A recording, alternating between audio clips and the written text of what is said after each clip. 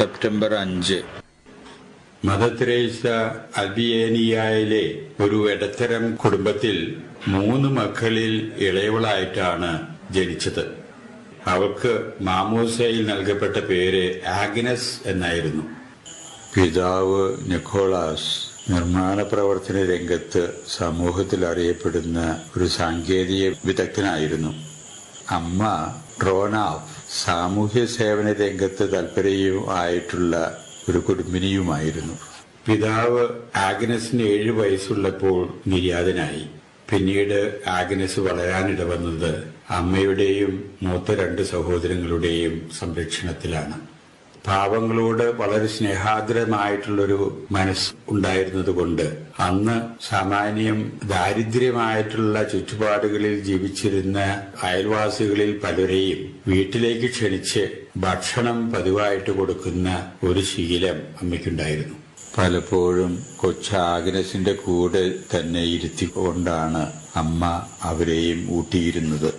ഒരു ദിവസം ആഗ്നസ് അമ്മയോട് ചോദിക്കുന്നു, അമ്മേ, ഇവരൊക്കെ നമ്മുടെ ആരാ? അമ്മ അതിന് ഉത്തരമായിട്ട് ആ കുഞ്ഞിനോട് പറയുന്നു, മോളെ, ഇവരൊക്കെ നമ്മുടെ അടുത്ത ബന്ധുക്കളാണ്. അമ്മയുടെ ഈ വാക്കുകൾ ആ ബാലമനസ്സിൽ വലിയ പ്രതികരണങ്ങളാണ് ഉണ്ടാക്കാനിടവന്നത്. ക്രൈസ്തവ സാഹോദര്യത്തിന്റെ മേന്മയാർന്ന ഒരു വിത്ത് അമ്മ ആ കൊച്ചു മനസ്സിൽ വിതയ്ക്കുകയായിരുന്നു. ആ വിത്ത് ആ മനസ്സിൽ പൊട്ടിമുളച്ച് വളർന്ന് പന്തലിച്ച് ഇന്നിതാ ഒരു വടവൃക്ഷമായി തീർന്നു കഴിഞ്ഞു. 131 രാജ്യങ്ങളിലായി 5000-ഓളം സമർപ്പിതരായിട്ടുള്ള വ്യക്തികൾ സമൂഹത്തിലെ വളരെയേറെ സൽഫലങ്ങൾ പുറപ്പെടുവിച്ചു കൊണ്ടുള്ള പ്രവർത്തനത്തിൽ ഏർപ്പെട്ടുകൊണ്ടിരിക്കുന്ന വലിയ ഒരു തരംഗമായിട്ട് അത് മാറിക്കഴിഞ്ഞു. എന്നാൽ അമ്മ ചെറുപ്പത്തിലെ അമ്മിഞ്ഞപ്പാലിനോടൊപ്പം ആ കൊച്ചു മനസ്സിൽ വിതയ്ക്കാനിടവന്ന ക്രിസ്തീയ സാഹോദര്യത്തിന് ആ മണ്ണിൽ വളക്കൂറുള്ള മണ്ണായിട്ട് തീരുന്നതിനും തീരുന്നതിൽ ആ വിത്ത് കരുത്തോടുകൂടി വളരുന്നതിനും ഉതകുന്ന സാഹചര്യങ്ങൾ തുടർച്ചയായി ആ വീട്ടിൽ ഉണ്ടായിരുന്നു എന്ന് വേണം പറയാൻ. ഈ ബാലിക വളർന്ന് 12 വയസ്സായപ്പോൾ കുടുംബാംഗങ്ങളോടായിട്ട് പറയുകയാണ്, എനിക്ക് ഇന്ത്യയിലേക്ക് പോയി പാവങ്ങൾക്ക് വേണ്ടി സേവനം ചെയ്യണം. ബാലമനസ്സിന്റെ ചാബല്യമായിട്ടേ കുടുംബാംഗങ്ങൾ അതിനെ കരുതിയുള്ളൂ. അവർ അവരുടേതായിട്ടുള്ള പഠന പ്രക്രിയയിൽ മുഴുകി. പഠിക്കാൻ ഒരുവിധം സമർത്ഥയായിരുന്നു ആഗ്നസ്. പ്രാഥമിക വിദ്യാഭ്യാസമൊക്കെ കഴിഞ്ഞ് അവൾക്ക് വയസ്സ് 18 അങ്ങനെ പ്രായപൂർത്തി ആയ ആഗ്നസ് ചിന്തിച്ച് എടുത്തൊരു തീരുമാനത്തിന്റെ അടിസ്ഥാനത്തിൽ വീണ്ടും തന്റെ ആഗ്രഹം കുടുംബാംഗങ്ങളെ അറിയിക്കുകയാണ്. എനിക്ക് ഇന്ത്യയിൽ പോയി പാവങ്ങൾക്ക് വേണ്ടി എന്റെ ജീവിതം ഹോമിക്കണം. അതിനെ ആ കൊച്ചു മനസ്സിനെ പ്രേരിപ്പിക്കാനിടവന്നത് അന്ന് ഇന്ത്യയിലെ പട്ടണങ്ങളിൽ, പ്രത്യേകിച്ച് കൽക്കട്ടയിലെ ചേരികളിൽ മിഷൻ പ്രവർത്തനം ചെയ്തിരുന്ന ഈശോ സഭ വൈദികരിൽ ചിലർ ഇവരുടെ കുടുംബ സുഹൃത്തുക്കളായിരുന്നു. അവർ ഇടയ്ക്കൊക്കെ ഇന്ത്യയിലുള്ള അവരുടെ പ്രവർത്തനത്തിന്റെ അനുഭവങ്ങൾ എഴുത്തു മുഖേന ഇവരെ അറിയിക്കുമായിരുന്നു. ഈ എഴുത്തിൽ നിന്നുള്ള അറിവ് അനുസരിച്ചാണ് ആഗ്നസിനെ ഇന്ത്യയെ സംബന്ധിച്ച് അറിയുന്നതിനും കൽക്കട്ടയിലെ ചേരികളിൽ ഒരുപാട് ജീവിതങ്ങൾ നരകയാതന അനുഭവിക്കുന്ന വിധത്തിലുണ്ട് എന്നുള്ള തിരിച്ചറിവുണ്ടാകുന്നത്. അതിന്റെ അടിസ്ഥാനത്തിലും കൂടിയാകണം ആഗ്നസിന്റെ മനസ്സിൽ ഇങ്ങനൊരു ചിന്ത ശക്തി പ്രാപിക്കാനിടവന്നത്. 18 വയസ്സ് പൂർത്തിയായ ആഗ്നസ് വീണ്ടും ഇത് ആവർത്തിച്ചു പറഞ്ഞപ്പോ കുടുംബാംഗങ്ങൾ ഇത് ബാല്യത്തിന്റെ ചാബല്യമായിട്ട് കരുതാൻ അവർക്ക് സാധിച്ചില്ല. അവർ അവളെ ഉപദേശിച്ചു നോക്കി. ഇന്ത്യയിലേക്ക് പോവുകയാണെങ്കിൽ അവൾ ഒരു വിധത്തിൽ പറഞ്ഞാൽ എന്നേക്കുമായിട്ട് തങ്ങളെ വേർപിരിയാനിടവരും. അമ്മയെ സംബന്ധിച്ച് അത് ഹൃദയഭേദകമായി തോന്നി. എന്നുവരികിലും ദൈവത്തിൽ യഥാർത്ഥത്തിൽ വിശ്വസിക്കുന്ന ഒരു കുടുംബമായിരുന്നതുകൊണ്ട്, ഒരമ്മയായിരുന്നതുകൊണ്ട് ദൈവത്തിന്റെ വിളിക്ക് അമ്മ അനുവാദം കൊടുക്കുകയായിരുന്നു. ഇന്ത്യയിലേക്ക് വരുന്നതിന് വേണ്ടിയുള്ള എല്ലാ യാത്രാരേഖകളും സ്വരുക്കൂട്ടുന്നതിനു വേണ്ടി ഏകദേശം 1 കൊല്ലത്തോളം അവൾ വീണ്ടും നാട്ടിൽ ജീവിക്കാനിടവന്നു. അങ്ങനെ 1929 അവളുടെ ചില സുഹൃത്തുക്കള് വിനോദസഞ്ചാരത്തിനായി ഇന്ത്യയിലേക്ക് വരുന്നവരോട് കൂടെ ആഗ്നസും കൽക്കട്ടയിലേക്ക് കപ്പൽ കയറുകയാണ്. അങ്ങനെയാണ് കൽക്കട്ടയിലെ തുറമുഖത്ത് വെള്ളക്കാരത്തി യുവതി വന്നിറങ്ങുന്നത്. അന്ന് അവൾക്ക് 19 വയസ്സായിരുന്നു പ്രായം. അവളെ സംബന്ധിച്ച് കണ്ടവർക്കൊക്കെ ഒരു വെള്ളക്കാരത്തി യുവതി, അതിൽ കവിഞ്ഞൊന്നും അവളെ പറ്റി ഒരഭിപ്രായം രൂപീകരിക്കാൻ അവർക്ക് സാധിച്ചില്ല. എന്നാൽ ആഗ്നസ് മുൻകൂട്ടിയുള്ള തീരുമാനത്തിന്റെ അടിസ്ഥാനത്തിൽ കൽക്കട്ടയിലെ പ്രസിദ്ധമായ ലൊറേറ്റോ കോൺവെന്റിലെ ചെല്ലുകയും അധികാരികള് കണ്ട് അവിടെ ഒരു സന്യാസ അർത്ഥിനിയായിട്ട് ചേരുകയാണ് ഉണ്ടായത്. സന്യാസത്തിന്റെ പരിശീലനങ്ങള് അവിടെ പടിപടിയായിട്ട് നടന്നുകൊണ്ടിരിക്കുകയാണ്. അതിനിടയിൽ ഇവളുടെ ചുറുചുറുപ്പും കാര്യപ്രാപ്തിയും ധീരമായ നിലപാടുകളും കണ്ടപ്പോൾ അധികാരികൾ മഠം വകയായിട്ടുള്ള ഇംഗ്ലീഷ് മീഡിയം സ്കൂളിലെ പ്രധാന അധ്യാപികയായിട്ട് നിയമിക്കാനാണ് തയ്യാറായത്. അവിടെ അധ്യാപന ജോലി തുടരുന്ന അവസരത്തിലും ആഗ്നസിന്റെ മനസ്സിൽ ആതുര ശുശ്രൂഷ ചെയ്യുന്നതിനുള്ള അഭിനിവേശമായിരുന്നു കൂടുതൽ. അതുകൊണ്ട് അവസരം കിട്ടിയപ്പോ പാറ്റ്നയിലേക്ക് പോയി അവിടെ നഴ്സിംഗ് പരിശീലനം പൂർത്തിയാക്കി ആഗ്നസ് തിരിച്ചു വന്നു. അങ്ങനെ വ്രതം ചെയ്യുന്നതിനുള്ള സമയമായി.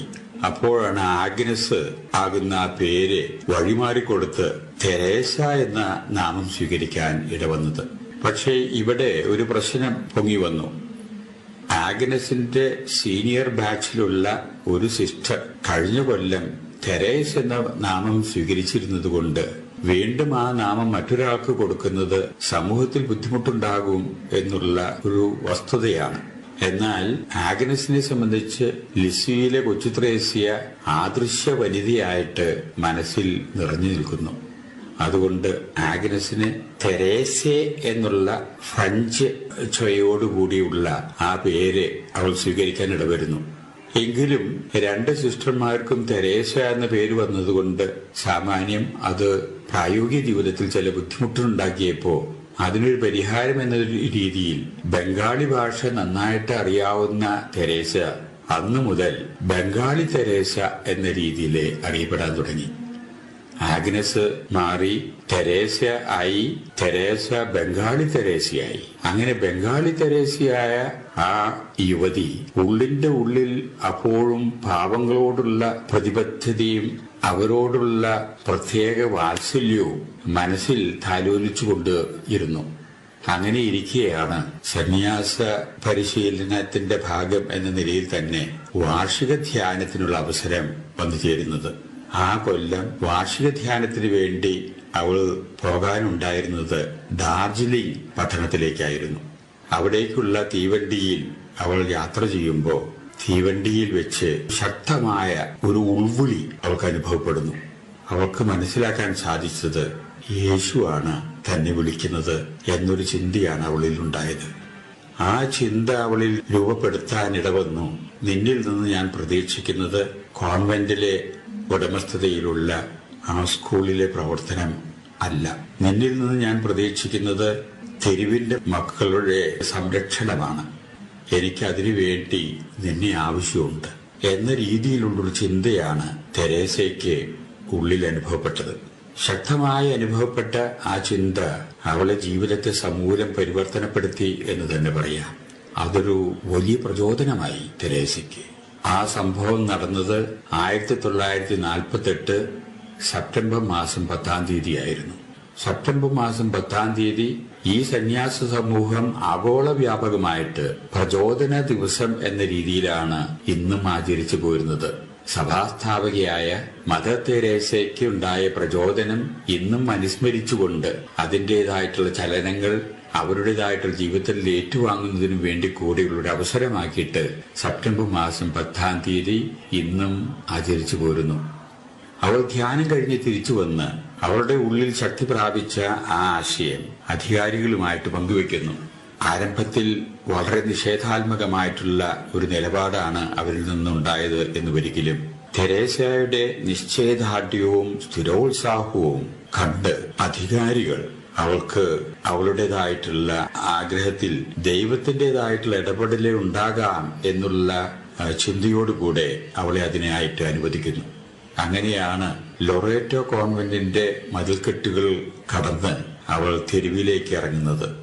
അന്ന് അവൾക്ക് 38 വയസ്സായിരുന്നു പ്രായം.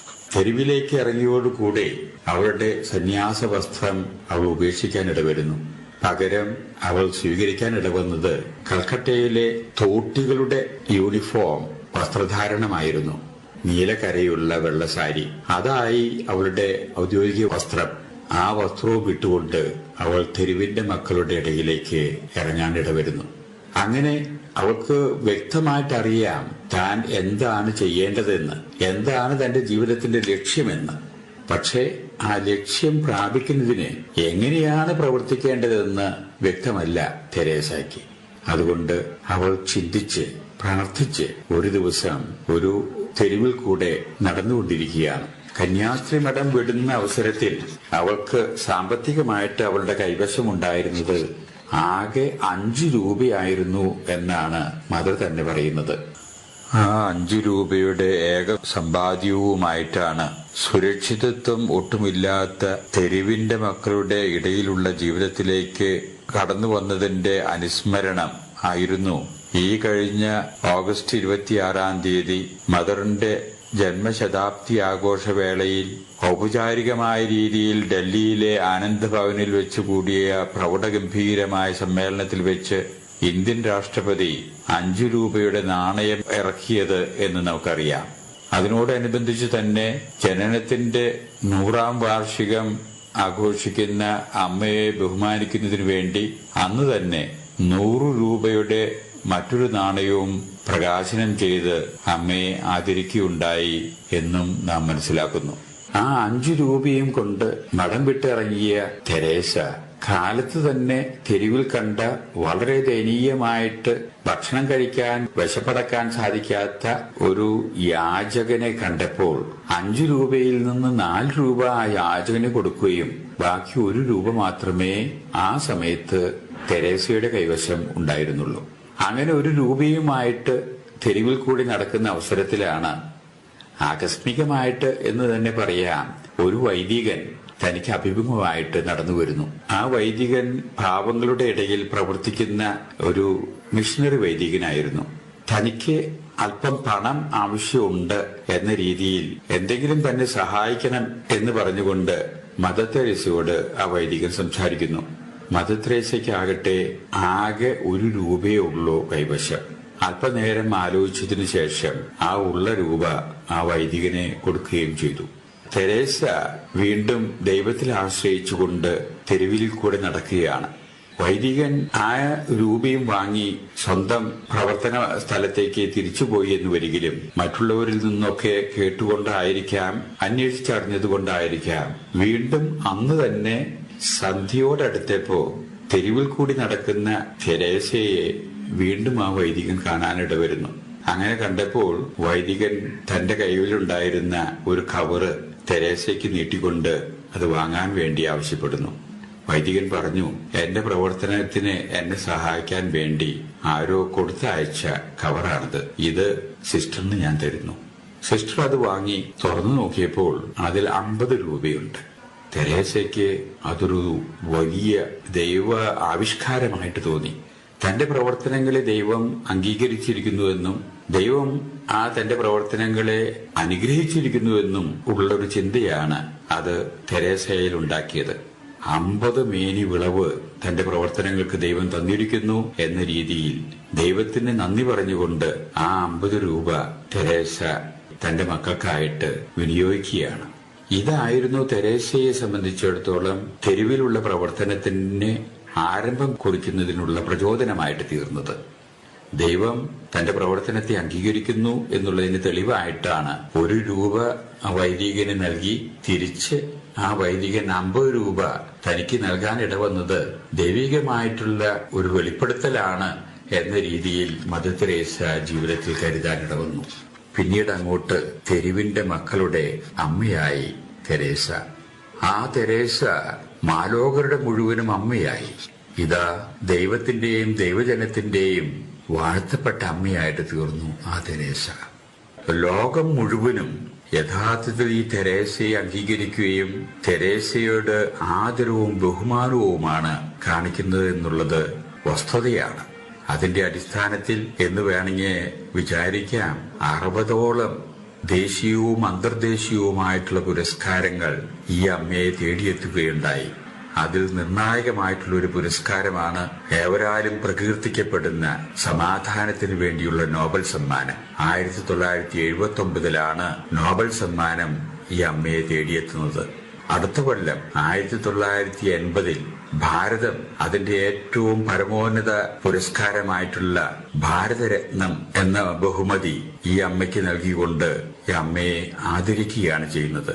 തുടർന്ന് 1985 ഇന്ന് ലോകത്തിലെ വികസിത രാജ്യങ്ങളിൽ മുൻപന്തിയിൽ നിൽക്കുന്ന യുണൈറ്റഡ് സ്റ്റേറ്റ്സ് ഓഫ് അമേരിക്ക അതിന്റെ പരമോന്നത ബഹുമതിയായിട്ടുള്ള the presidential medal of freedom അമ്മയ്ക്ക് നൽകി ആദരിക്കുന്നതായിട്ട് നാം കാണുന്നു. എന്നല്ല, ഐക്യരാഷ്ട്ര സംഘടനയുടെ സെക്രട്ടറി ജനറലിന് ലോകം അംഗീകരിക്കുന്ന, ലോകം കൊടുക്കുന്ന അതേ ആനുകൂല്യം അമ്മയ്ക്ക് യാത്രയിലെ ലോകരാഷ്ട്രങ്ങൾ അനുവദിക്കുന്നുണ്ട്. യാത്ര സൗജന്യമായിരുന്നു ഈ അമ്മയ്ക്ക്. ഇങ്ങനെ പലതരത്തിലും ലോകം ഈ അമ്മയുടെ പ്രവർത്തനങ്ങളെ അംഗീകരിക്കുകയും മതിപ്പോടും ആദരവോടും കൂടെ വീക്ഷിക്കുന്നു എന്നുള്ളത് ഒരു യാഥാർത്ഥ്യമാണ്.